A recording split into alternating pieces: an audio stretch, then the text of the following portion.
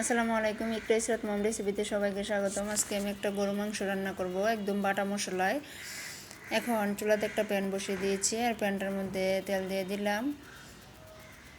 আসলে গরু মাংসটা আজকে আমার মেয়ে রান্না করতেছে, আমি শুধু বাটা মশলাগুলো বেটে দিয়েছি। দেখেন এখানে 3টা তেজপাতা দিয়ে দিল এলাচ, দারুচিনি, লবঙ্গ। এই মশলাগুলো একটু ভালো করে ভেজে নেবে, তারপর এখানে বাটা মশলাগুলো দেবে। এই যে দেখেন পেঁয়াজ কুচি দিয়ে দিল, আর পেঁয়াজ কুচির মধ্যে আমি কয়েকটা পেঁয়াজ থেতো করেও দিয়েছি আর কয়েকটা কুচি করে দিয়েছি।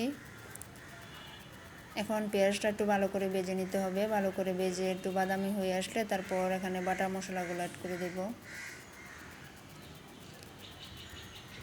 এই যে দেখেন পেঁয়াজগুলো কিন্তু ভাজা হয়ে গেছে। এখন বাটা মশলাগুলো এখানে দিয়ে দেব। বাটা মশলার মধ্যে এখন আদা রসুন বাটাটা দিয়ে একটু ভেজে নিয়ে তারপর এখানে বাকি মশলাগুলো অ্যাড করতে হবে, কারণ আদা রসুন কিন্তু একটু ভেজে নিতে হয়, নয়তো আদা রসুনের কাঁচা গন্ধ চলে আসে। আপনারা কিন্তু কুরবানি ঈদে ওইভাবে রান্না করতে পারেন, তাহলে কিন্তু খুবই স্বাদ হবে এবং ভালো লাগবে খেতে।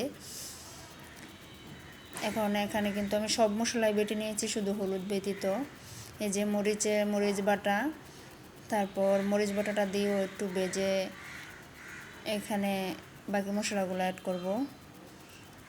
লাল মরিচটা আমি বেটে দিয়েছি, আমি সবগুলো মশলাই বেটে দিয়েছি, শুধু হলুদটা ব্যতীত। যে মরিচটা ভাজা হয়ে গেছে, এখন এখানে একটু পানি দিয়ে নিলে তাহলে কালারটা সুন্দর আসবে। আর মরিচটা দিয়ে কিন্তু তেলের মধ্যে একটু ভেজে নিলে তরকারি কালার খুব সুন্দর আসে। এখন দিয়ে দিতেছি লবণটা দিয়ে নাড়াচাড়া করে তারপর এখানে বাকি মশলাগুলো অ্যাড করবে। এই যে হলুদের গুঁড়া, এটা কিন্তু পেঁয়াজ বাটাটা দিয়েও একটু ভেজে তারপর বাকি মশলাগুলো অ্যাড করা হবে। পেঁয়াজটা কিন্তু একটু ভাজতে হয়। আর এখানে দেখেন জিরা বাটা, তারপর ধনিয়া বাটা আর গরম মশলা বাটা। এখন ধনিয়া বাটাটা দিয়ে দিল, তারপর গরম মশলা বাটাটা আর তারপর জিরে বাটাটা, সব মশলাই এখানে আমি শিলপাটায় বেটে নিয়েছি। এখন মশলাটা একটু ভালো করে কষিয়ে তারপর এখানে মাংসটা অ্যাড করা হবে। মশলাটা কিন্তু ভালো করে কষাতে হবে। কষানোর মধ্যে দিয়ে দিব এখানে টমেটো ফালি। আমি এখানে একটি টমেটো ফালি করে নিয়েছি। টমেটোটা দিয়ে একটু ভালো করে কষিয়ে টমেটোটা যখন একটু গলা গলা হয়ে আসবে তখন এখানে দিয়ে দিব মাংসটা। এই যে দিয়ে দিতেছি গরুর মাংস। আর এই গরুর মাংসটা হাতে মেখে রান্না করলেও ভালো লাগে, আর এইভাবে পাটায় বেটে সব মশলা যদি দিয়ে রান্না করা হয় তাহলে কিন্তু আরও বেশি ভালো লাগে। এখন নেড়ে চেড়ে তারপর ঢাকনা দিয়ে ডেকে ভালো করে কষাতে হবে। আর এই পর্যায়ে চুলার হিটটা একদম হাইয়ে থাকতে হবে, তাহলে কিন্তু তরকারির কালারটাও সুন্দর আসবে আর তরকারিটাও স্বাদ হবে। পরে কিন্তু যখন একটু কষানো হয়ে যাবে 10 মিনিট হাই হিটে কষায় তারপর কিন্তু আস্তে আস্তে জাল করে কষাতে হবে।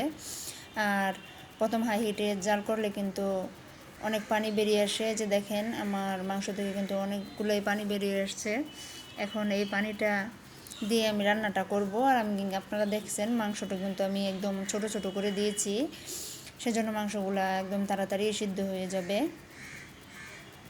যে এখন দিয়ে দিলাম ছোট আলু, আর ছোট আলুটা আমি আগে সিদ্ধ করে তারপর খোসা ছাড়িয়ে নিয়েছি।